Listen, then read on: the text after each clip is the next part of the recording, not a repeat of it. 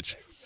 It's the Patrick Netherton Show right here in 1130 The Tiger. He's Rogers Hampton. I'm Patrick Netherton. We're very excited to welcome in veteran sports writer, a man who has been profiting from his own name, image, and likeness for a long, long time now. He is Ron Higgins, TigerDetails.com. What's up, Higgy Bear? How are you, my friend?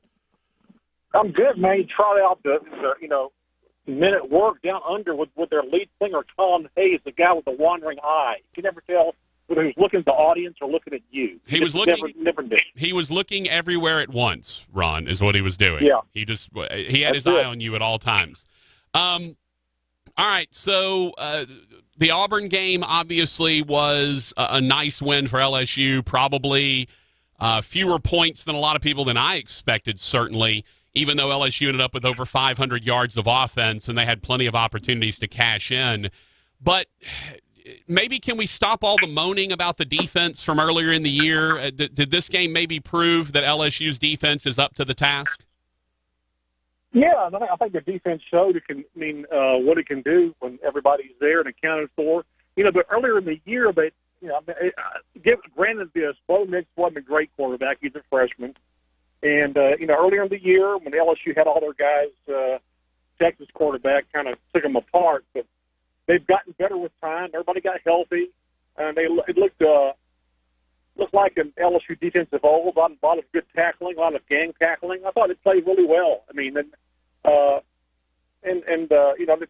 basically just, shut down Auburn for a long period of time. Kind of like against Florida. Kind of shut Florida down for a long period of time while LSU's offense got going. It was interesting to watch, Ron, and obviously you've seen enough football in your day.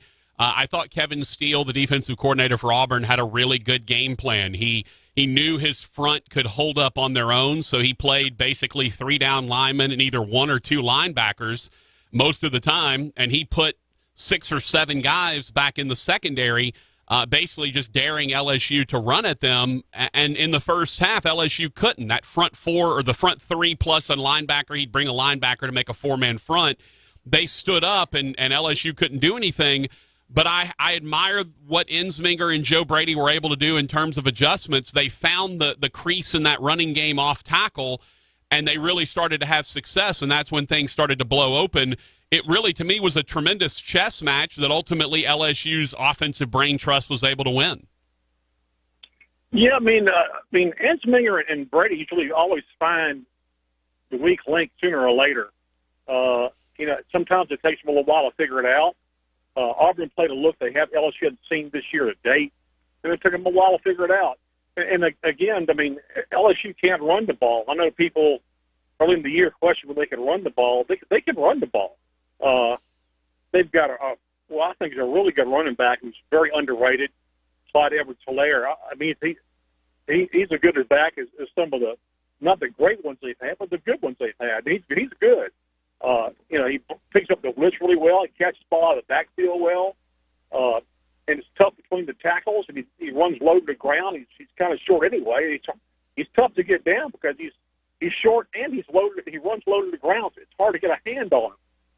It's the Rogers Hampton running style, Ron. It's you're short and low to the ground. That's it. I mean, when you're running when you're the ham bone back there in the backfield, he's hard to get a grip on when he's already low and running, or when he's short and running low to the ground at the same time. And you mentioned that, and I think Clyde Edwards-Helaire is a guy that maybe just now is starting to get the recognition that he deserves. He is a great back for this offense because in a zone blocking scheme, you have to find the hole and you have to cut into it, and his ability to jump cut is as good as we've seen from any LSU back in the past. Oh yeah, but he can go towards a hole and just stop dead and jump sideways, and leave tackler just diving in the air.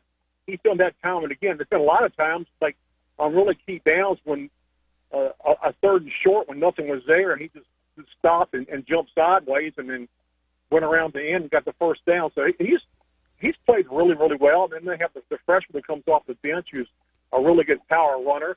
So they have a nice combo there, and it's a good. It's a run game, but it's better than people thought it'd be. And also the fact that honestly, their backs really catch the ball now because they throw to them and they practice the hell out of it every day. Talking to Ron Higgins from TigerDetails.com. Is Ron, the other aspect of things, and you mentioned getting healthy, and I think that's the biggest thing for this LSU defense. You were missing two of your interior linemen, Logan and Rashard Lawrence. You were missing Kayvon Chason for a bit, Michael Divinity for a bit. It feels like that this and remember when Texas started having great success is when those guys started cramping up and getting out of the game in the second half. It feels like the health has really spurned this defense, and this looks like a defense that is capable of standing up to offenses like Auburn we saw, even though Bo Nix wasn't great. But also, as we know, in 2 weeks, Alabama comes calling. Whether they got two or not, that's still a great offense with four great receivers and a stable of running backs. But it feels like LSU's defense may be up to the task now. Yeah, it seems that way. I can't say enough about Tyler Shelvin at nose tackle. He has been just unbelievable. I mean, he's getting double teamed. He's shoving guys into the backfield. I mean, he's just played great. One of the better nose tackles they've had at LSU. He had a weight problem to get here. He's lost weight. He's gotten in really good shape, and he's playing really, really well. And as much as anything, that has really helped this team. I guess maybe I need to go play at LSU because I've had a bit of a weight problem in my life. Maybe if I was at LSU, I could lose some weight and get into better game shape. It couldn't hurt. Obviously, Ron, Joe Burrow has been the story. I think one of the big stories of college football this year is Joe Burrow's ability to run this offense, control what's going on. He's great in the face of pressure. But I think the mitigating factor with Joe Burrow, and we saw it much more last year than we've had to this year, but we have seen it a bit this year, that toughness that he brings from the quarterback position. That when he made that run on 3rd and long and he got clocked going out of bounds, that seemed like that was the play that galvanized everyone. It feels like LSU really feeds off of his toughness as much as anything else.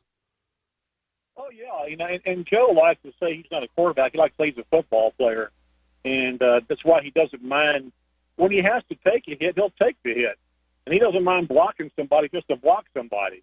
And if he has to run over somebody to get a yard to get the yardage for a touchdown or a first down, he'll do it. He likes that part of football. He doesn't want to be treated as a pristine quarterback. He realizes that he's a football player. It involves contact, and he likes to show his offensive line that he's tough too. And everybody kind of got juiced off that the other day. I know Joe did. He's a guy. He's gotten smarter about contact this year. He won't hit somebody just for the sake of it, as he did last year, because he knows he needs to stay in the game. But if he's got to run the ball and he's got to get yardage, he's going to do everything he can to get every yard he can without getting hurt. Yeah, you feel like he's the Heisman front runner right now? I'd say so, yeah, because things have kind of changed. I mean, Tua's out. And Jalen Hurts had a really good game last week, but they lost. And I think the Heisman, you have to have good games and win, and you've got to keep winning. And so right now, I say, yeah, he is a Heisman front runner. But the best thing about Joe Burrow is he just doesn't even care about that kind of stuff. He just cares about the next game and winning and what they can do to blow up scoreboards. I mean, he's more interested in how many points he can get than winning and than anything else. Talking to Ron Higgins from TigerDetails.com. Ron, I'm curious. It feels like it was just yesterday, but also a lifetime ago, that people were complaining that LSU settled, quote unquote, settled for Ed Orgeron over Tom Herman, and now Herman is gone, and the gills come off the lily just a little bit. Tell me about the maturation process of Ed Orgeron. From you covered him when he was at Ole Miss. And it seems like his ability to learn lessons from every stop he's been at has been really remarkable. Yeah, Ed was a train wreck at Ole Miss, and he'll say that. I mean, when he was hired at LSU as defensive line coach, his introductory press conference, he saw me and he said afterwards, he goes, as only Ed would say, hey, I know you and I didn't get along when I was at the Ole Miss. And I said, yeah, I know we didn't. I said, Ed, it was nothing personal. You just were a very good head football coach. And he goes, yeah, that was bad. And he proceeded in all the stuff he did wrong. He realized what he did wrong. You know, I mean, he realized all the things he did wrong. He tried to micromanage. He tried to coach his team like it. He was a defensive line coach. He could scream at him, all this defensive line coach stuff. And he learned from that. And he learned how to be a head coach at USC as an interim coach, which is why when he was hired, first of all, understand all the people who thought it was a crazy hire. And I understand that because, honestly, Ed wouldn't have gotten hired by any other major college at that point. No. Maybe a mid-major. But I liked the hire at the time because basically what I wrote was I'd rather have a guy who knows what mistakes he's made and how to correct them than a guy who hasn't made those mistakes yet. Yeah. And Ed Orgeron has been all about that. And every time that, he's made a mistake here, he's corrected it immediately.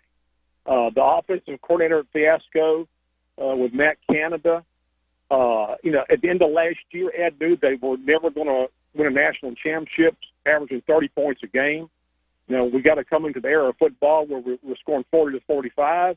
We got to find somebody to juice our offense up. So we went and got Joe Brady, and he and Ensminger have been a really great collaboration. And he's done all the, and Ed's always been a really great recruiter. But right now, I mean, LSU finally has something to sell offensively. Yeah. And man, he's just like getting all these a ton of commitments from people, unexpectedly from people that other schools thought they were going to get, because I think LSU finally has an offense they can sell and an excitement they can sell, and they can sell more than just LSU. Yeah, it's great to play at LSU. Sure, I mean everybody would like that, but I mean if you're an offensive guy and a quarterback, before you just didn't even want to go to LSU because you couldn't see yourself handing the ball off most of the time, and then having to throw on third down every time and not on first down. And now you've got an offense that's totally different from what they ever had before. So they're getting better skilled people. They're just getting better people, period, in recruiting. So from that standpoint, this year has been a double win for LSU, not just on the field, but in recruiting because of the offense. Last question for you, Ron. I know you have to go and do a little work. You have to do a little basketball work, which is the question I was going to give to you. Basketball season starts next week. Give us the kind of 3,000-foot overview of Will Wade and the program coming up this year. He likes his team. It doesn't have much height as last year. They're going to run probably more motion offense than they ran last year. He even said he's more comfortable with a team like this. It's a little bit smaller. He said, I'm used to having smaller teams, but he's got a lot of guys 6'9". Last year he had 6'10" Nazarene and 6'11" Bigsby. Bigsby Williams. So they've got a little bit shorter team, but they've got 5 of their top 8 guys back. They were picked to finish third in preseason by the SEC coaches. I could see that happening. Yeah. Now, whether they have the grit of last year's team, the heart of last year's team that really never thought they could lose a game, and when it got late, and they usually won most of them, we'll see. But talent-wise, overall, this is a really, really good team, and not much drop-off from last year. That's why you're the best, Ron. Much appreciated. Go out there and enjoy a little basketball coverage, man. All right, guys. See you, Rajah. Your man. See you, Higgy Bear. That's the mad dog, Ron Higgins, right there. TigerDetails.com. You can catch his work. Follow him at Ron Higg, Higg, on Twitter. Let's take a break. We'll